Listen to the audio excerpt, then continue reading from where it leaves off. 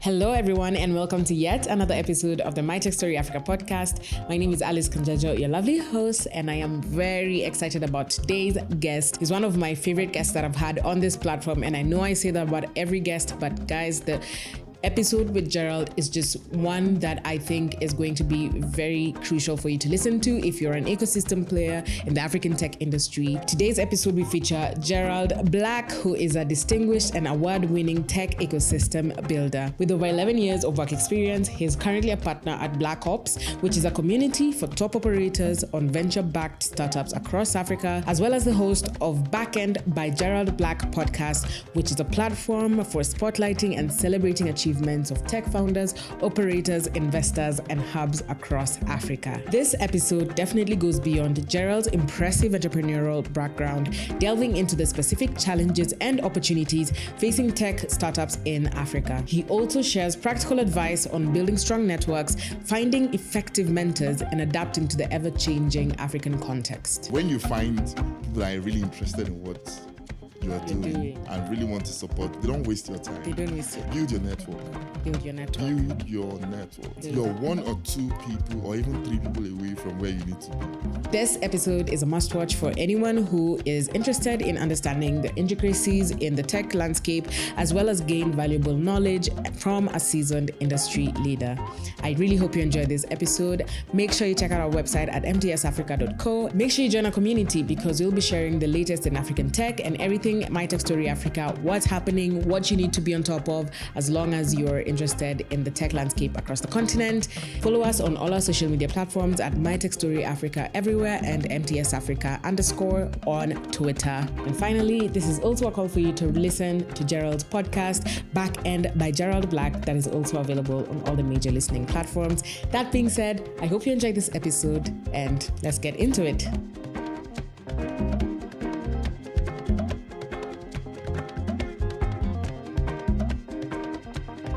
Hello, everyone, and thank you so much for tuning into this week's episode. I'm very excited for the guest that we have today. It's his first time in Nairobi, and I needed to get an opportunity to have a conversation with him, especially on the podcast, because I do feel you have a lot to share that our audience can take a lot of gems from.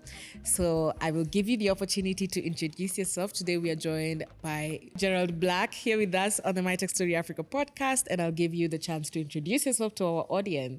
Thanks, Alice. Thanks for having me. Really excited to be here. My name is Gerald Black. Currently, I head go-to-market at Anchor. It's a FinTech offering banking as a service solutions in Nigeria. I'm also an exited founder, an ecosystem enabler, just helping the ecosystem thrive across Africa. And I also work with Black Ops. It's a community for top operators across venture-backed startups in Africa.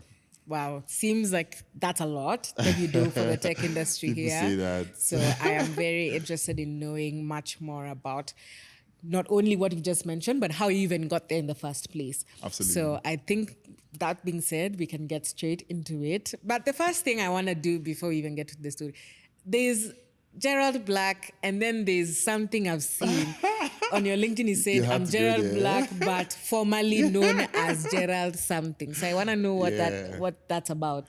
Yeah, so my official name is Gerald Okonkwo, right? But I'm popularly referred to as Gerald Black. Why is that the case? It's sort of a brand name that, I decided to stick with. And the reason being because, number one, it's easy to remember, right? And it's also easy to associate me with Gerald Black because I always put on black. You know what? I was because I met you, I think, 3 days ago for an Antler Happy Hour session, and you were also wearing black. Yes. Wow. Okay. That's really interesting. Yes. So there was no hidden deep connection. No. So I think it started off as, my friends, seeing me wearing black all the time. And, like Gerald Black, always on black, and it kind of stuck. And I decided to, because it's a catchy name, it's easy to remember, and also easy to be associated with. Do you actually always wear black? Yeah, actually. Wow. Especially when it's me going out to an official gathering or, out there, yes, you'll probably see me wearing black. Oh, wow. Okay, that's really interesting. So Gerald Black, I think you can start telling us your story. Where did your story begin? What maybe did you always know that tech or being in the ecosystem is something you wanted to do? Or when you were younger or in primary or high school, where did the journey begin basically? Yeah, so I think the journey for me began, with me being or wanting to become an entrepreneur. You know how people say entrepreneurs are born? Well, some people subscribe to that school of thought. Some don't, but I think I do. You do. And, I remember vividly growing up, I always wanted to do something, create something, sell something, just offer a solution, right? And it all started while I was in the university, right? So I remember then my dad, especially when I was in university, my dad used to call me, right, when something needed to be done in the house because I had the plugs, I knew all these people, I knew artisans, I knew whatever you're looking for. I have a You plug. are the guy. I had a plug for it, right? So I would be in school, and then something would need to be done in the house. My dad would reach out to me and be like, do you have a guy for this? Send him over to the house. Why is it that you had a connection to everybody? So I always knew how to build relationships, right? So when I go out, I meet people. I find something that connects us and I stay in touch, right? So over time, I found a way to get value off of it, right? So, and that was how we started off. So my dad would need a plumber. He would need someone to come fix the decoder. TV isn't working well. He'll reach out, like, can you send someone? And, I quickly identified that as a problem, right? Because my dad was a very busy professional. He used to work in the bank, had no time for anything, right? And then I realized there are a couple of people that fit into his category, right? So they just want someone to come get something done. Yes. And then that was how I got my first idea, right? So I started off a company called iFix, WEFIX. Wow. Yes. At what point was this still in uni or? Yeah, while I was in the university, yes. So I decided, and the sole idea of iFix was to offer house maintenance solutions, office repairs, whatever you need, artisans. Instead of looking for someone to do it, you just reach out to us, and we'll get you someone, and we'll help you manage the project end to end, right? So this ended up becoming, what I did for my internship. Right, because I actually studied computer engineering in school. Okay. Right, and we had this compulsory 6 to 8 months internship where you have to go get assigned to a company. Yes. But as opposed to doing that, I started off mine. Right, company. So I started iFix during my internship, offering these services to. Exactly. How was that experience? Did it pick up? It was up? awesome. It was awesome. Oh my God. I remember 3 months after we started, because you just know that there are some problems that have been looking for solutions, right? I remember 3 months after we started, and we immediately started getting customers. Wow. Even working for banks, working for big organizations, reaching out to us to help them, carry out some repairs, some services in the house or in the office, and that really went well. But at the time, it wasn't a tech company, right? It was a regular maintenance, facility management company where you reach out to us on phone, send an email, we come, we get it done, right? So my journey into tech, I would say, started off when I watched. So there was this popular movie called it was called Social Network. The Social Network. I think maybe I've watched it. Yeah, before, it was a movie about Mark Zuckerberg. Yes, founder of Facebook, and how he started off Facebook from his dormitory in the university. And after seeing that movie, it kind of like triggered that interest, right? The power of technology and how you can actually get something done. I think I saw the movie way back in maybe 2014. I can't remember so well, or 2013 thereabout. But I didn't act on it, right? I just had that interest. Just somewhere. that first moment of, that and that's excitement. where it always starts. I generally think that's where everything starts. Like they say, it starts with an idea, but genuinely it does start with an idea. And then over time, you can't keep ignoring this thing that keeps coming up to your mind. Absolutely. So, I guess that's exactly what happened to you. Yes. Yeah.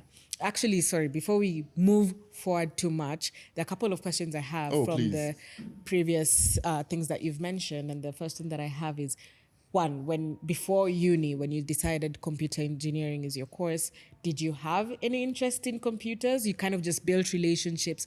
Was marketing something you thought about, or like did you just know you want to be an entrepreneur and I guess a tech entrepreneur of that, or was there something you had an interest in before? I had an interest. I had a genuine interest in computers. Okay. Right. I remember I would go play with my, father's computer. I was just really fascinated with what you could do with it. Yes. I was very interested, and that was really what led to my decision to study it. computer engineering in school. But at the time, I can't really say I had that idea of wanting to become an entrepreneur. It just happened. It just happened. It just happened. And that is why I really say internship. Entrepreneurs are born, right? Because they find themselves wanting to do it. Yes. Not necessarily having to sit down and think about, what do I do? What do I do? I want to become no, it just happens. It just happens. Right? You find an opportunity and you find a way to plug into that opportunity and solve the problems that are there. Yes. Okay, that does make sense. And especially, for your internship, you started a successful company. Yes. So I hope you acknowledge that is not a common story where someone knows exactly what they want to do and pursue it, and their first startup is a success. So I want us to also acknowledge that, and I applaud you for even doing that and already having the foundation that you had with connections. I do believe that people are your gateway to everything in terms of opportunities and being able to just express yourself or interact with people every day. For me, it's something I've also not really struggled with growing up, and I can see that is a skill that is very an added asset to you as a person and as you keep growing, whatever it is or whatever industry you're trying to be in. Okay, that being said, so yes, walk us through after the WeWork, I think. WeFix. Yes. Yeah, the journey from there. Yeah. So I got out of school in 2014, right? And we also have this very compulsory thing we do in Nigeria called NYSC, right? It's compulsory for every student What's to go NYSC? through. Yeah. So it's how do I explain it now? It's like you serving the country. Right, so it's compulsory, and then you have to get posted to somewhere to give back to the community, sort of. Right, I don't know if you have such in Nairobi. We don't have it here, but I think there are several countries which are the same way. Yeah, I think even Egypt, you have to go through like it's called the National Youth Service Corps. Yeah, you have to go through it. It's compulsory, and it kind of like ties into some decisions long term in terms of you getting into public offices. Right, it's one of the criteria. Yes. Did you serve your country? Sort of. Yeah. So I got posted. Then I was in the east, right, eastern part of Nigeria, and then at the time where I had to go on the NYSC, I was posted to a completely different place, which is west of Nigeria. Yes. And that is Lagos. Yes. Right, Lagos, the tech capital of. So that was convenient. Yes. So I got posted to Lagos, and at the time, I was posted to an engineering company where I was supposed to serve for a year and contribute and also learn, right? And I would say that was my first exposure to a completely different environment, especially as an entrepreneur coming to see a much bigger market, because Lagos is really big. Yes. You have a lot of players in different spaces. Yes. Competition is high, So at the time I was young, and I was something you would call a local champion where I was coming from, right? Hey. And then coming to a much bigger market. Now I'm like, you're starting from scratch. What's happening here? People don't know who I am. Exactly. Like the competition is high, big companies everywhere. Where do I start from? Right. So I worked in that company, but I did something very unique, right? While I was at the company, I knew that one of the fastest ways for me to properly integrate into that community was to connect with people, find places where like minds would gather. And then I signed up to an app. So there was this app called Meetup. I don't know if you have it here, but so what the app basically does is it suggests events coming up. It suggests communities you could join, right? So I signed up to that app, and then I would always see upcoming events, and then, so I remember I saw an event hosted by Mest. I don't know if you've heard of Mest. What is Mest? Mest is like a hub. It's like a tech hub, headquartered in Ghana, But at the time, they also had operations in Nigeria. Lagos. Yes, in Lagos. And then they were hosting this tech event. That was going to be my first tech event ever. And then I went to the event. That was in 2015. As a young guy, really excited about, I'll meet new people. And then I saw a lot of tech people. They were having fireside chats. Yes. And then that was my first proper induction into how technology can be deployed to help you better scale whatever solutions that you're looking at exactly prefer. And it was really exciting. I met Jason Njoku for the first time, and that was Iroko TV. Have you heard of Iroko TV? I have heard of Iroko so he was TV. one of the speakers. Yes. They had guests from MEST speaking, and they were all talking about technology. Did you know, like, the nitty-gritties? I feel sometimes when you're not in tech and you go for tech events, it's kind of like, what's going on here? No, I didn't, right? Okay. So it took me a lot of reading up after that event because, again, it inspired a lot of curiosity. Yes. And I wanted to know what is a tech startup? What is seed round? What is pre-seed? What is MVP? Yeah.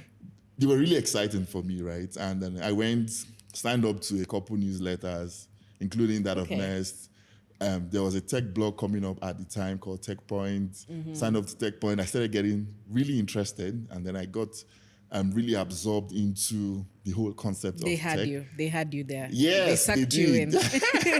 And then so since I knew that the competition for me, especially from where I was coming from, was really high, I knew that, if I was going to get a chance to succeed here, I have to go the tech route, right? And then I pivoted from iFix, from where I was coming from, to iFix. Okay. Yes. So iFix was now a platform for hiring artisans. Yes. So if you want a plumber, like an Uber for artisans. So you go hire someone. What was the difference between iFix and iFix? Yes. So the difference is at iFix, we help you handle the entire project. It's like a contractor.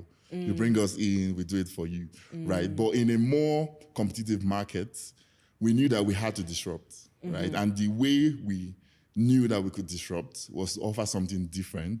And we also knew that people wanted to do things themselves. They wanted to manage their own projects. Yeah. The environments were different, right? Yes. And then, so we created this platform where you just go online and you're like, okay, what are you looking for? You put it there, I need a plumber. And then when you fill in all the things you need, we now send you someone and send you an email saying, this is the person coming, reach out to him. So now do the rest of the work. Exactly. And would people sign up as vendors on this platform? Yes. So it was both ways. It was like an e-commerce. So we had to onboard vendors. Okay. Right, but it wasn't a yellow page, right? So not like we had a directory for different vendors. No. So you have to key in what you need. I need a plumber by this time in so and so location. And then we now do the work of selecting someone that fits your criteria and then sending the person to you. Okay. Right. But unfortunately, we did this from 2016 to 2018. Right. Now, why I said unfortunately is we were way ahead of the market. It was the timing. Yes, timing was wrong. Timing was really wrong. In Western parts of the world, you have tax rabbits, you have a lot of these kind of services, right? Yes. But in Nigeria, especially at the time, it was not common. Yeah, it wasn't common. I mean, people were more community driven. Yes. Right? If I want something, I'll probably call a friend and ask for a referral. Yes. Than go online and search for a plumber. Exactly. How can you trust someone? Exactly. So we had that issue, and it didn't go so well, right? So so you could say that failed, right? But so I'll stop there. I know you have questions. No, I don't have questions. I think you were very clear about how you ended up with iFix. However, iFix was not really going to be a sustainable model because you're far away from where you initially did it. And so Lagos, you needed to keep up with the times. And so this was one of those things that you thought was going to succeed, but there's always lessons from that experience that you did. So I'm interested to know that, okay, now you realized iFix may not be what you wanted it to be. What was my next step? Exactly. Yes. So this brings me to my next journey, right? So iFix failed. It wasn't really, like I said, it was more of a timing thing. The model was great. The few customers we had at the time loved it. Right, but adoption across board was not was really low, right? So again, we had to pivot to something else, right? And that was where we now realized that in vehicle care, right? And this happened because I got my first car and I got really burnt trying to find a good mechanic to help me take care of the vehicle. You know, Everything I is an up, opportunity for you. I can't find a mechanic. How can we fix this? Yeah. So when I had that, very strange experience, I decided to try and create something within that industry, right? And then I started a company called Parket, right? And so the plan for Parket was we're supposed to offer a 360 vehicle care experience, right? But I knew that was a very tough market to crack. Yes. I mean, it's really big. You have the spare parts, you have the technicians, you have the OEMs. There's a lot of moving parts. There's a lot of moving parts, right? So I decided to start from a low-hanging fruit, which was vehicle detailing, car wash, and all of that, right? And then build from there, right? Because that was really easy to start. Yeah. Right. So we started a company called Parket. Sorry, before you go any further, when you say we, do you have any co-founders you were working with throughout the time, or were you meeting different people to start this with? So from iFix all the way to iFix,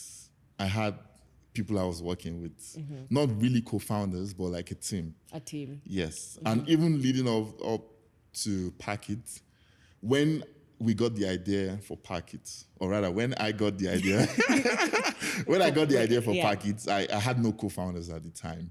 But because I wanted it to be a sustainable tech company, I had to go find a technical co-founder. Before we even get beyond that, I want you to talk about the experience of looking for a co-founder, because I think for a lot of people who work in tech, a co-founder gets to a point where it's necessary for you to have someone else to come on board, but finding that person can be difficult. And I listened to this podcast by Gimlet Media called Startup, and he documents basically his journey to building his startup. Podcast network, which is what he wanted to build. And one of the key things that he was talking about was his experience looking for a co-founder. Well, there are dating sites that you look for a co-founder in.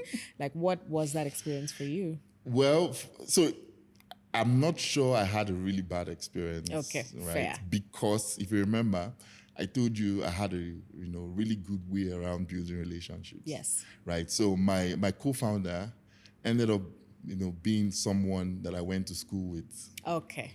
Right. Exactly. So it wasn't really tough for me. Right. Yeah. So Okay. that was how right. I got my co-founder. Right. So we started Parket, and I knew that I wanted Parket to be different because there were a lot of vehicle care service people who offer those services, right? And the experience was terrible. The location, the customer experience, it wasn't really great. And since I wanted something different, I decided to approach it differently. So the first thing we did was to partner with the malls, right? You have these malls where people come for grocery shopping, come see a movie. Yes. So we partnered with the malls and we convinced them to give us their. In Nigeria, we have ShopRite, right? ShopRite is like the biggest franchise outlet that people go to. I don't think it's doing too well here. No, I haven't seen any. We have them. Or they left. Them. Our studio audience is telling me that they did leave. They were in the market for a while, but I think Carrefour right now is the one that holds the fort. Oh no, I'm not sure I know. Yeah, well, that's what's predominant here. But proceed. Okay, so we have those malls with ShopRite in them, and we approached one of them, and it took a little bit of back and forth and convincing because they were very concerned about how messy it can get and people not being properly dressed on their PPEs and all of that, right? But we were able to convince them, and we set up our first location. I know somewhere at the back of your mind you're thinking, so where is the tech there, right? I mean, I'm getting there. Getting to it. Yeah, so we set up our first location, and I can tell you for free that from the first day that we launched and started off that location, we had paying customers. Wow. It just looked like an opportunity that people were waiting for. Because it made sense. We're right in the belly of our customers. Yes. You drive to the mall with a messy You're gonna car. see this. You just park it by the car wash or the detailing Yeah. outlet, and then you And go do what you yeah. want to do, come back to a Come clean back, you're car. done. Because when Yes. people go to supermarkets or malls, they're going to spend at least 30 to an hour. Absolutely, Yeah. absolutely. So where the tech came into play was two things. The first one was helping us manage, because we quickly grew from one location to 3 locations within the same year. Wow. Yes, because, and this is just because we launched our first location in June.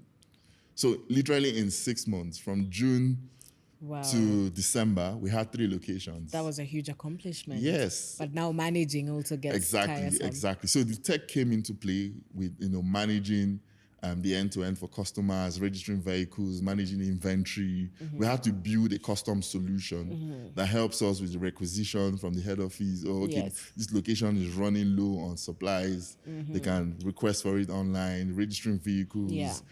Tracking who owns which vehicle, because it's an open space and you don't want someone coming to point that, oh, okay, that's my car. Yeah. And then because you forgot to, you're like, oh, here you go. And the person drives up, know. So we had to build a system that helped us track who owns which vehicle and how do you track that and all of that. And then we also had a customer facing side of it where people now pay online, right? So you could check which location is closest to you. You pay online, you drive into the location, you get priority service and all of that. And you guys bootstrapped this whole thing? Is there any point you needed? So initially we bootstrapped it, but somewhere down the line, we now got institutional investors to help us scale the business. To help you scale even more. So, okay, you can walk us through now the scaling business. You've integrated tech into your systems. What was next for you? Did you decide to start a new journey, or what was the progress for Parket for you? Yeah, so the progress for us was scaling what we had, because we had those 3 locations, like I mentioned, within the first year. And we had that for the next couple of, I think, 1 year or 2, just trying to understand. Like I said, you have something at the back of your mind, but you need to keep iterating to really figure out based on customer feedback. So we had to change a lot of things. Yes. And then when we knew that we had figured out what we wanted to do, we eventually got our first investor, who, by the way, reached out to us because he had gone to one of the locations and he saw how the service was, how it was different. He was really impressed. Yes. And then I remember he reached out to me on Facebook. What was the message? And the reason why he reached out to me on Facebook was because I would always talk about what I do. I would always post about it. So when he went online to check out Parket, he saw me because I would add the hashtags and all of that. And then he reached out. And that's why it's very important to always talk about your business. Yes. Utilize all platforms, share your progress. Share as much as you can. Do whatever it takes to put your business and yourself out there. No, we had a guest on the podcast, and I refer to this all the time, who mentioned that you can always be an introvert, but never about your career. Yes. Because how will people know about what you're doing or who you are if you never post about it? So, and even recruiters or investors, it's very important for you to keep track of your journey. Even you, when you look back to the posts that you've done, you also just see the progression of your journey. So I think it's very crucial for you to add a media touch into whatever it is that you're doing in your career. Absolutely. So he reaches out to you on Facebook. So long story short, I think we had just one meeting. Just one. And that's why I tell people, when you find people that are really interested in what you're doing and really want to support, they don't waste your time. They don't waste your time. They don't waste your time. Within the first 10 minutes, they already have a feel so of we met just once. We had one meeting. We shook hands. He loved what we were doing. And then after that, his team reached out and we closed the deal. Right. And then we started scaling. So we scaled to other parts of Nigeria.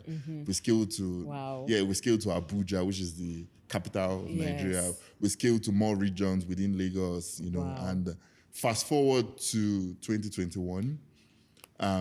So there was a customer of ours called Cast 45. I don't know if you've heard. They were also here in Kenya. So Cast 45 is a platform for buying and selling vehicles. Right? And the messaging, Cast 45, is because you can sell your vehicle in 45 minutes or buy a vehicle in 45 minutes. That was the idea, right? So so they were our customers. And how we partnered was they have vehicles that they buy and then they want to resell. But before they resell, they bring it to us and then we touch it up. If there are like permanent stains, if it's smelly, we take care of all of that, and then they move it to the showroom and sell it, right? So we had that relationship from 2020, or from 2019 rather. They were our customers from 2019, and then fast forward to 2021, they had a breakaway company called Fix It 45, which was now offering or wanted to offer vehicle after sales service. Right, so basically playing in our space. Basically what you were doing. Yes, exactly. So everything from repairs, and since we already had that relationship, they reached out to us for an acquisition. Oh, wow. Yes. Don't tell me you were acquired. Yes, we were. I hope it was a good deal. Yeah, it was. Oh, wow. And then my team also ended up joining the company to continue after the work that we're doing. Yeah. I mean, before we even get to what was next, what was that feeling to have gone through this journey? It was really exciting. Successfully. Don't forget, like I told you from the very onset when we started off with what we're doing, the plan was always to play in the entire space, not just car care, not just detailing, not just washing. So when we had a bigger player reach out to us, we just knew that there was no point competing, right? They have the resources, they have the team, they have the money. Like, okay, let's just do this with them, right? And it made a lot of sense for us. Wow. I don't think I've had a guest yet who's talked about their company being acquired, especially on a larger scale. So that's very interesting to know. And I mean, now you have all this money. I'm assuming it was quite sizable. What was next for you? Yeah, so I took a break.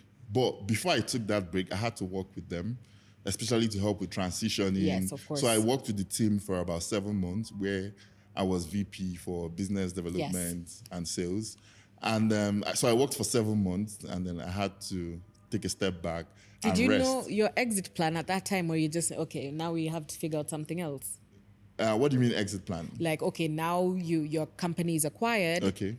What was next for you? I mean, no, I had nothing figured out. Yeah. So I just knew that, like, I'm sure building a company can be very intense. Of course. A lot of people don't talk about how intense it is, but it's really draining, it's exhausting, it's tiring. And all I had at the back of my mind at the time was to take a break.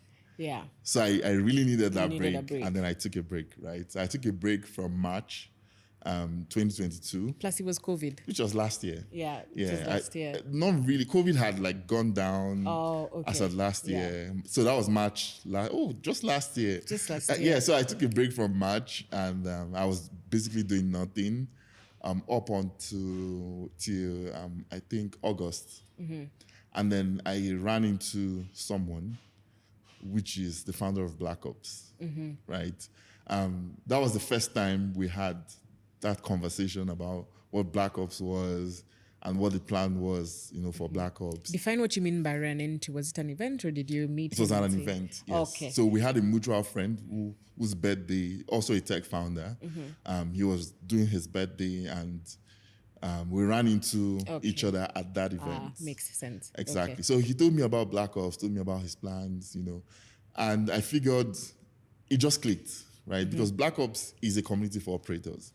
The whole idea is to support operators, by the way, are non-tech in tech, because a lot of people don't know that, right? It's like a group word for like your tech salespeople, your tech operations. So I'm a tech operator, I guess. Yeah, okay. Yeah, now I know. Yeah, so I ran into him, and then he told me about Black Ops, and instantly I picked interest, right? Because it was a community that kind of like aligned with what I was doing, because one of the challenges I had while running Parket was getting top employees to help me support what I was doing. It's really difficult. Finding people that are as good or can replicate the work that you do can be really difficult, right? So having a community that has those kind of people and also supports emerging people to become top operators really aligned with who I was and my experiences and everything I had gone through, and so eventually I ended up becoming community manager at Black Ops, and that was like my way back into working again in tech, especially. And exactly. Okay, so when you say community management, what does that entail? So you're currently still working there, you mentioned. Yes. Though I'm a partner at Black Ops now, I have moved from... Okay, Okay, so maybe you started as a community manager, and then how did you get the upgrade? Where your work was fantastic. Yeah, so basically, like you asked, my role as a community manager was to ensure we had programming rights, to ensure members got value for being members of the community, community activities, bringing up initiatives that helps these operators get better, and ensuring programming is, aligned with what the values of what the community was about, right? And, so I did this since August rather, last year up until October this year. Wow. When, so Sheni who is the founder, was really impressed, and that conversation came up. Like, okay, you know what, let's do this together. Let's do this. And then by the way, Sheni eventually became a founder, right? So now he's running a tech startup, and he needed someone to help support the work that he was doing at Black Ops. And, like, okay, and here you are. Yes. Wow. What's that experience been like? It's been exciting. I usually tell people, for me, Black Ops is not work, because when you're doing something that aligns with what you really love to do, it's not really work, right? Yeah. Because you're having those conversations, you are driving those partnerships. It's just happening, right? Yeah. Without so much effort. Yeah. And then, so after Black Ops was, and like I mentioned, right? It's a community, so it's not like a full-time role. We're not doing something every day, And even when we do, it's usually off working hours. It's usually a weekend or in the evening, because don't forget, operators are also working in different companies, right? Exactly. Yeah, so I knew that I also wanted to get back into, because at the time I had gotten bored, and I wanted to get back to doing something to inspire, the mind and trigger the mind to keep working and doing things I love to do, right? So I met the founder of Anchor, who, by the way, I met for the first time, I think at that event I mentioned that I attended from the app that had messed from the Meetup app when I came to What, here in Nairobi? No, in Nigeria. In Nigeria. Yeah, when I moved to Lagos, my first tech event. Oh, the very first event you went. Exactly. Okay, so how him. Is it that over the years now you met him again? Yeah, so I met him first, and then, like I said, I always keep in touch. Keep in touch. So we had that relationship. Exactly. And then fast forward to last year, he launched a FinTech and was basically looking for someone to work with him to drive go-to-market for the FinTech, right? So we had that conversation since I was looking for something to do. And, I loved what he was doing, right? So Anchor is helping people or founders that are interested in launching financial products. It's helping them launch these products faster without having to worry about what are the regulatory requirements. You can think about that long term, but in the interim, while you're trying to get your product market fit and test the market, you don't want to invest so much in having to acquire those licenses. Yeah. So you can basically plug into what we do and get started, right? Because we offer you APIs for that and all of that, Yeah, no, I was going to ask, what do you mean by just starting off, like for fintechs? Could you just expand on what that is? Okay, I'll give an example. So say you're a founder and you've identified a unique problem within your community, which is maybe helping businesses receive payments faster. Yes. Now, when you think about building a product around that, you have to also think about what are the regulatory requirements. Of course. You also have to think about the engineering efforts, building that product, back end, and thinking of that. So what we do for you is you focus on your product and focus on the front end, the customer-facing part of that product. We will give you APIs that you can plug into Backend to help you. For example, if you have to issue accounts or help people transfer money, our APIs can enable people to do that on your platform in a regulatory and compliant way, right? Because we already have these relationships with the CBN in Nigeria and other regulatory authorities. So they plug into basically other people's licenses. Exactly. But in this case, you're plugging into our license. Your license. Exactly. And then you're able to do all of that. Okay. And how long has this company, how long have you been doing, not just you, but the company, how long has it been doing? Over a year now. Anchor has been existing how has it been? It's been exciting. It's been exciting. Like I said, I love new challenges. Yes. I also love to be in an environment where we can enable people do things, right? And that is exactly. So that is my attraction to Anchor, because we enable you launch your product without having to worry so much about all the things that you need. You just focus on your customer facing end of it, Yeah. and then we'll focus on the back end, making it happen, making the transactions happen, regulatory part of it, and all of that. Yeah. And I mean, are you only live in Nigeria as for now, or are you For now, looking to yes. expand, or are So, we okay of with course, that? Okay, of course, FinTech we is a have- booming industry, of course, right now, Yes. especially in Nigeria, because we had a conversation about this, about basically not having like an M-Pesa in Nigeria, which gives opportunities for a lot more fintechs to come up. So I think it is a perfect product fit for the current market that we have right now, especially in Nigeria. Absolutely. But I mean, can I also ask, when it comes to regulation, of course, there's also, with fintech comes a lot of fraudulent activity going on, or companies that are starting to basically do this. So what are the regulatory conditions you've set for people so that they're not able to do anything, illegal while partnering with you? So it all boils down to your KYC, which is like the know your customer, of course, right? But it's very big, especially in Nigeria with the CBN, the Central Bank of Nigeria. You have to conduct or carry out, very intense KYC on your customers and on the company as well, right? So if you're coming in as much as we're supporting you and helping you launch faster, you also have to tick the boxes. Yes, the regulatory requirements within the KYC framework in Nigeria, right? So those are some of the things that we've set in place to mitigate fraud and ensure that people are actually doing what they've set out to do, as opposed to doing something illegal or something different. Okay. So we're very big on KYC. You're very big on KYC. Both on the end customer and on you as a business as well. No, I think that I completely agree that is something that needs to be done, especially, I don't want to say something, but in Nigeria, we hear a lot of stories. My God. Those stories are wrong. We're loving people, we're creative, we're awesome. We need to change the narrative. You need to change the narrative. Yes. I mean, you have a lot of builders, as you do have the converse. So I asked that question because I know maybe that's someone who was possibly looking to work with you. They get to know a lot more about how they can partner with you and work with you alongside there. So I guess that's where you are now. Yes. So I'm at Anchor, I'm at Black Ops, and I also work with tech stakeholders across the continent. I also see that you maybe do some of these events when you've been in Nairobi. Tell us a bit more about also the community aspect of things. So the reason why I set out to do what I do now, and a couple of things I do is, so I help with organizing events. I work with stakeholders. I help do introductions, companies looking to come into Nigeria. I help them with all the things that they need to actually set up and meet the people that they need to meet, and help them launch faster, and also extending partnerships to other parts of the world, Africa, Nairobi, which right now I'm in Nairobi doing that, building relationships, is because I realized, number one, a lot of the opportunities I got was, basically because I met people.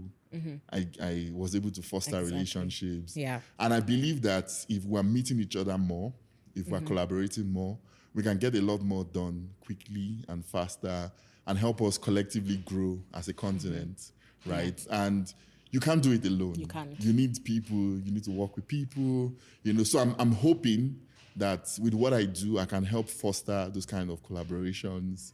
And that is why I'm really excited to do these things, right? Because a lot can happen. I mean, you literally see magic being created when people shake hands. Imagine, and get stuff done. People think meeting people or making connections, what they say about, job opportunities or what, people can think it's complicated, but genuinely it's just maybe bringing up a topic that maybe both of you are enjoying. Maybe you're having coffee somewhere and then you mention, and then you find actually, a I mutual may know opportunity. someone who's able to do that. So I think establishing relationships, as you've tried and tested, is something that is so important, especially as you're looking to move forward in your career. And I think my next question would be, do you have any advice on someone who's trying to have that kind of personality to be able to build relationships with people? How have you been able to do that? And how can they also, in return, try to do the same? You have to be, it doesn't stop at meeting people and exchanging contacts. A lot of times you have to go a step further. Yes. Even in offering help offering support, offering services. One of the things I do when I meet people, especially when it's people of interest, is, okay, I look at what they currently do and I look at how can I support. I remember before we started recording, we're talking about your podcast. And we're talking about, okay, what are some of the things? Stay tuned. We're talking about what are some of the things we could do together. Yes. Like, so those are the things that actually foster building relationships, right? Because value has to be exchanged. It's true. Right? I'll tell you for free that if I meet you for the first time and we exchange contact, I probably would forget your name. But if we have something that we both align with that we're talking about, and we're trying to build something or we're trying to get something done, that conversation helps me remember you. It helps me stay in touch, right? So when you go out to this, it's good to go out for events and connect with people and exchange connections on LinkedIn, exchange WhatsApp numbers, but it doesn't stop there, right? If it's a real relationship you're trying to build, you have to find a way to offer value to that person. You need right? to have something even that if makes it's them someone you're remember trying you. to get something from, because a lot of times people focus more on what can I get from this person. Like, for example, you're trying to get a job, you're trying to get an opportunity, you're trying to get a partnership. You just go right into this is what I need. Can you help me? But the maybe person has 1,000 problems. Maybe you can focus on what do they need. Exactly. And I completely love that analogy because offering value is the best way for you to get something back. Yes. Because that person especially will feel like, man, this person has really done something for me. I do owe them, even if it's subconsciously, something back. So I think that's something I'm taking away today. Not the value that I can get from you, but what can I give you to make you remember me as a valuable asset as well to you. So I really do like that. Okay. That is really good advice. Did you have anything else you wanted to add on that? So I would just add that you should be... No, let's cut that. No, I don't. So I was going to say what you wanted me to say last, which is like so let me wait till then. Okay, then that being said, I guess we can come. We are almost at the end of this episode with Gerald. I think your story has been absolutely inspiring. I think now to close off the episode, I'm going to ask you 4 questions that I ask all my guests at the end of every episode. And the first one I have for you is, what's one word to describe the journey to get to where you are today and why? I would say, number 1, roller coaster. It's been a roller coaster. It's never a smooth journey, right? I mean, one part we left off was the COVID season because I got bashed and smashed, but I think I'll leave that. What do you mean bashed and smashed? I mean, so I'll give you an example. Our businesses were located in malls. Yes. And malls were shut down all through that. So you can imagine what it was. And you know how it is. These malls charge you in dollars per square meter per month. Hey. So here you are having your debt increasing, no income coming in. And then, you know how they say Bill Gates sleeps and wakes up and then his net or his value has increased. I sleep and wake up and my debt is increasing. My debt is increasing per day. Exactly. So it was a crazy period for me, like a really crazy period. But I think what really helps you is consistency, right? Just find a way to keep going. I had to sell 2 of my SUVs to get back in business. SUVs that I had acquired from other businesses. You know, but at the time I just had to do something. Because I was faced between selling off, or rather, I was faced between shutting down the company, right? Or just selling off my vehicles or finding a way to get this thing going. And I just knew that, okay, I think I should, right? And thank God I did, because eventually the acquisition came in and it really helped. So imagine if I had chosen to shut down. Right, exactly. So I would say, roller coaster would always be there, but find a way to be consistent. Don't give up. Just find a way to keep going. Really important. Very important. Okay. And the next question I have for you is, what advice would you give to someone who's aspiring to get to where you are today? Build your network. Build your network. Build your network. I think that's even might be the title I think of this you're episode. just 1 or 2 people or even 3 people away from where you need to be.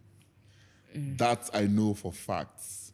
I mean, so when you look around you, and I think there's a popular example, I've forgotten who said this, but there's a popular example where someone asked, one of the true tests of your network is when, for example, you're trying to meet the president. How many people are you away from? If you are 0 people away from who you need to meet, then it's a very poor network, right? So in as much as you have your friends and you have people you grew up with, if they are not people that can take you to where you need to get to, keep them as friends, have them, but also intentionally go look for those people that can get you to where you need to get to.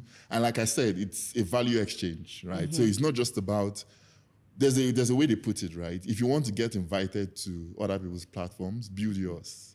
And platform meaning what you can offer, right? So who are you? What can you offer? Why should you get invited to the table? What can you bring to the table? I think maybe how to steer the conversation is first starting it. So what do you do? And then you get to know more about the person, and then they get to know more about you. And then in your mind consciously, you're like, okay, so where can I put myself into this conversation? Exactly. And what can you offer? And what can you offer? So I agree with that. Build your network might just be the title of this episode. And the third question I have for you is, do you think you have any regrets or things that you wish you did any different in your journey? Yes.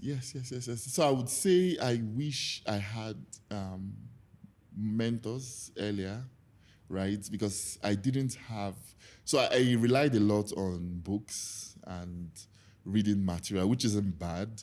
But a lot of times what you find out is in local context, right? A book that you're reading that was written by an American author, he's writing off his experiences in America. By the time you're coming to Kenya or you're coming to Nigeria, it's completely different. It's not tailored to you. And the only way that you can actually get hands-on support is when you have someone locally that has gotten to where you want to get to, especially within that context, that can support you and help you, get to where you want to get to, right? So for me, I didn't have so much of that, or I didn't think it was important, right? So I didn't consciously look for mentorship. I relied on knowledge, I relied on books, which, like I said, it isn't bad. But in a lot of times, there are a lot of disconnects between what you read and what is local reality.